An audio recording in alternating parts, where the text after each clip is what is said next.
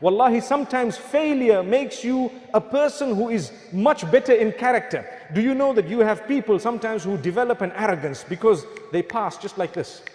They develop an arrogance. They become people who think, hey, that's it, it's me.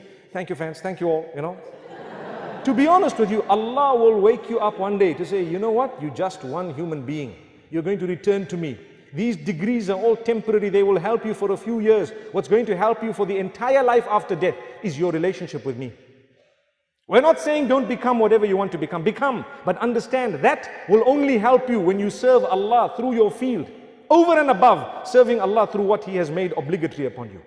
So how I start as a Muslim, if I want to follow Muhammad sallallahu alaihi wasallam, I will start off with my obligations. I'll be a good Muslim.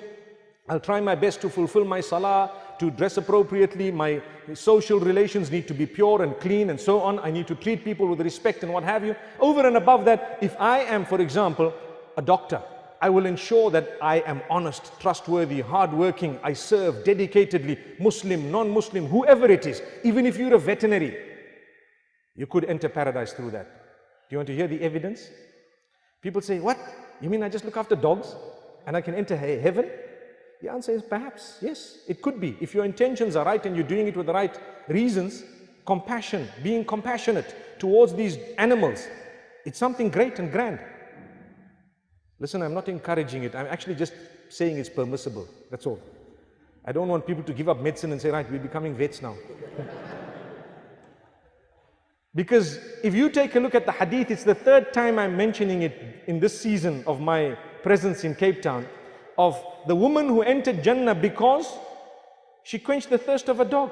What happened? She wasn't even a vet. A vet has spent a lot of time, and when they go, to an ailing dog that is perhaps dying, and they, for example, administer some medication or whatever it be to that particular dog, and the dog is doing well and it can bark properly, rah, rah, what would happen?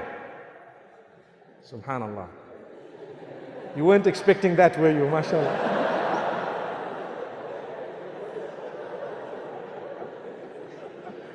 I was just telling the uncle here that, when we got a talk for youth and the university students, I enjoy it because I can just be myself. The minute you see old people with white gray hairs here, I couldn't do what I just did I? But the point is, you get happy because the dog is once again on his feet, walking around, wagging its tail, whatever, and it's gone. So if Jannah and paradise was achieved by the quenching of the thirst of the dog, what if something more dedicated is provided for that dog? Don't you think there's a greater chance of getting Jannah? Common sense. Subhanallah. We ask Allah to open our doors. So let's be hopeful. Let's try. Let's use our field to reach out to people. Let's become better.